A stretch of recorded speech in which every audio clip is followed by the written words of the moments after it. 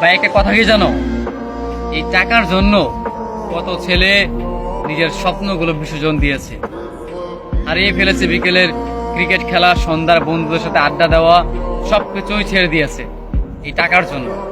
টাকার জন্য প্রতিটা ছেলে নিজের ক্যারিয়ারটাকে এলোমেলো করে দিয়েছে। পরিবারের কাছ থেকে নানা ধরনের কথা শুনেছে, প্রিয় মানুষকে হারিয়েছে, বন্ধু বান্ধবের থেকে আলাদা হয়ে গিয়েছে, হারিয়ে ফেলেছে তার বিকেলের আড্ডা, সন্ধ্যার আড্ডা, কিংবা বিকেলের ফুটবল ম্যাচ, ক্রিকেট খেলা, ঘুরে বেড়ানো, এই সব কিছু মানে পরিবর্তন করে ফেলেছে শুধুমাত্র নিজের ক্যারিয়ার ভালো রাখার জন্য, মানে প্রতিশ্রুতি করার জন্য বা টাকা ইনকাম করার জন্য।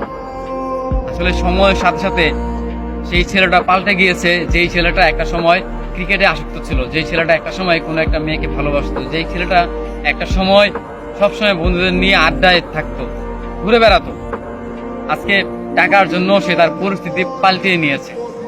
আসলেই মানুষের পরিস্থিতি মানে পাল্টানো প্রয়োজন, কারণ একটা সময়ের পর গিয়ে, বিশেষ করে ছেলেদের 18 বছরের পর থেকে শুরু হয় তাদের জীবনটা আসলে একটা বিষাক্ত, কিংবা তাদের জীবনটা একটা বেদনা, সেটা তারা মানে বুঝতে পারে 18 বছরের পর, বা 18 মানে জীবনের যে বয়সটা সেটা হচ্ছে যে 18 বছর।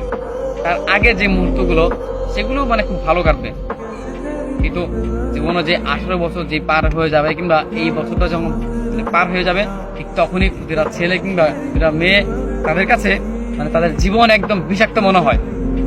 তাদের একদমই মানে নিজের জীবনটাকে তারা মানে ভালো লাগে না।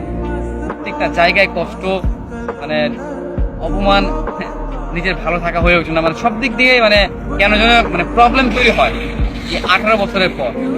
আর বিশেষ করে ছেলেদের, এটা ছেলেরা এই টাকা যদি উপার্জন করতে না পারে, কিংবা নিজের ক্যারিয়ার যদি উজ্জ্বল করতে না পারে, তবে তার কোথাও দাম নেই।